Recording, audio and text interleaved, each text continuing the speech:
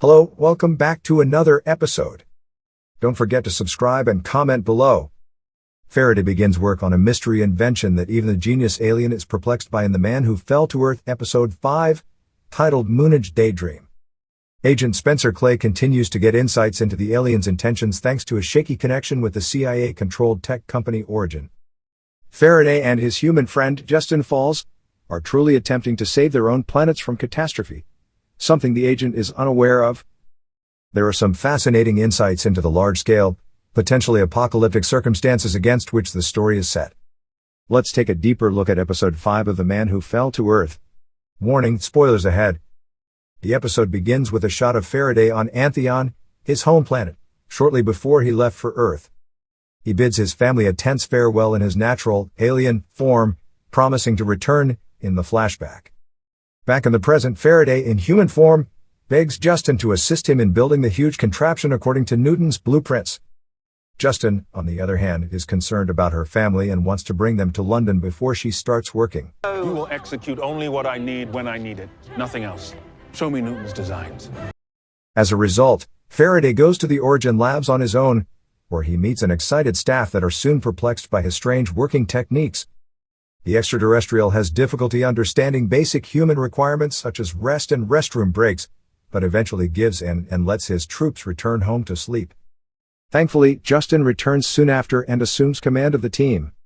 Meanwhile, Faraday is tormented by the revelation that none of Newton's schemes make sense. The alien seeks refuge in a weird Origin employee named Watt, who appears to know everything there is to know about the alien's ambitions.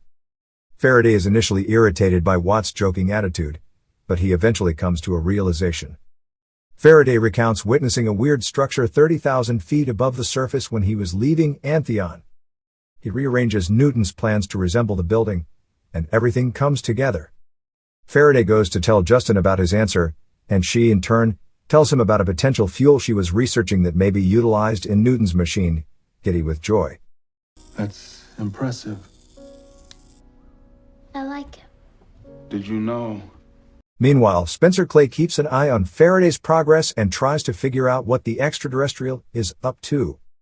Newton, according to the CIA operative, is a dangerous and potentially destructive force, and Faraday is the same.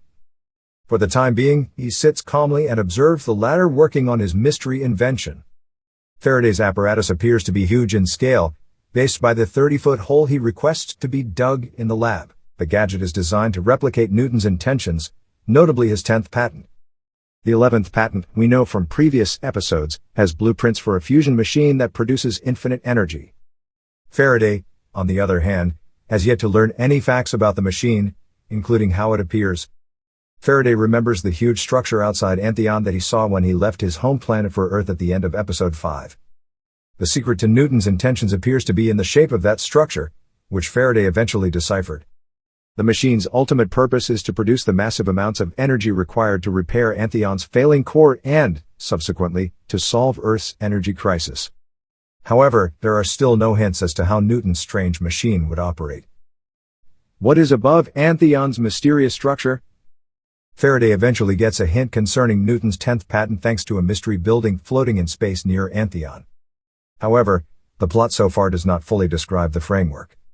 For one thing, it could be a prototype of Newton's infinite energy machine, which the extraterrestrial constructed in an attempt to save Antheon. However, it's possible that the structure, which appears to be ancient and imposing, has nothing to do with the machine and is only a clue.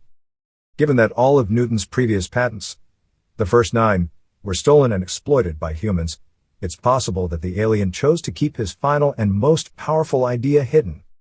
In order to ensure that only beings from Antheon can make sense of the design and construct the machine, Newton could have codified it using the mysterious structure outside his home planet. This would explain why no one could decipher Newton's final plan all these years, and why even Faraday could only make sense of it once he remembered the structure floating in space above Antheon. Thanks for watching, comment below, and don't forget to subscribe.